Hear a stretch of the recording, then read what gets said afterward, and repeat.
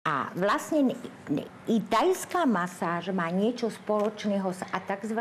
Akupunktúrnymi bodami. A to je práve pichnutie ihličky do určitého bodu. Thajská masáž je tlak vlastne na ten istý bod, ale rozdiel, ktorý tam vzniká, je práve ten, že pri tej ihličke sa musí trafiť na to zakončenie nervového vlákna, čo nie je v žiadnom prípade tak jednoduché, pretože malé nohy, veľké nohy, tučné nohy a tak ďalej. Pokiaľ tlak prstov zaberá predsa len určitú plochu, kde sa dá skutočne predpokladať, že chytí ten bod, kde je to nervové zakončenie, ktoré ovplyvňuje celý ten priebeh toho nervu, kde sa chce ovplyvniť treba tlakom na šľapku bolesti hlavy. Ide to zo spodu, ale ovplyvňuje. A vy sám chodíte na thajské masáže? Ako mám čas, tak idem. Aký je teda váš taký osobný vzťah k tej masáži, keď sme hovorili o Super, pozitívny.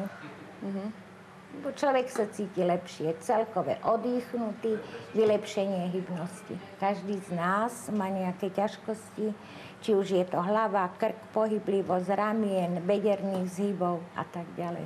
Rada využívam. Pani Viažničková, ak sme niekoho oslovili našou diskusiou, ja verím, že sme ho oslovili, akým spôsobom sa môžu k vám dostať do salónu? Môžu sa objednať telefonicky na číslo 0917 553 681 alebo sme na internete www.tajpiešťany.sk alebo na Štefánikovej 13 nás nájdu, tu za Evanjelickým kostolom, to je blízko. Všade máme tie billboardy, takže tam je všade tá adresa. V Piešťanskom týždni sme, tam nás nájdu. Jasné. A keď už sa objednajú, vy ste spomínali, že niektoré tie masáže sú aj na náhe telo. Je tam zabezpečené tak, aby sa naši diváci nebáli? Áno, určite majú tam súkromie, je tam za tou plachtou sa prezlečú, tam ich nikto nevidí.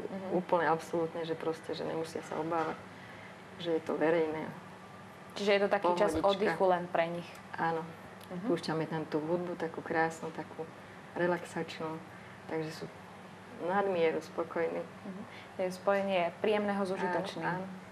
Ako som v úvode diskusie spomínala, teraz vám prinesieme rozhovor so slečnou Pipa Sončaj, ktorá je thajskou masérkou práve u nás v Piešťanoch.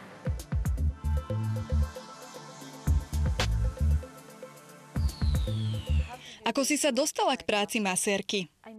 Musela som sa učiť v škole zameranej na thajskú masáž. Takže si sa stala masérkou v Bangkoku? Áno, v Bangkoku. A kde si teda študovala thajskú masáž?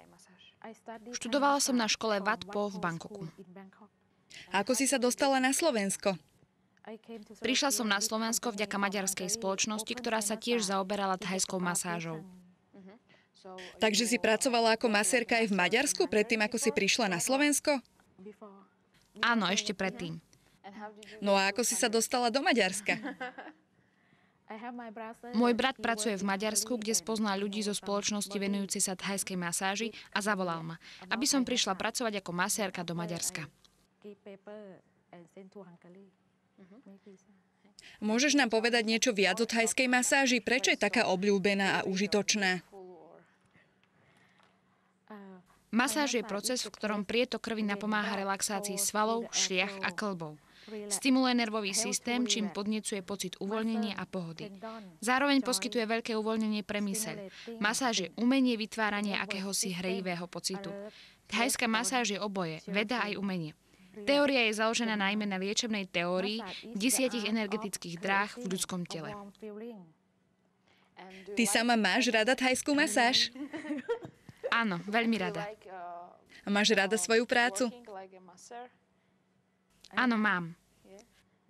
Rada pracuješ s ľuďmi? Áno, pretože stretávam veľa ľudí, čo mám veľmi rada. Prečo si sa stala masérkou?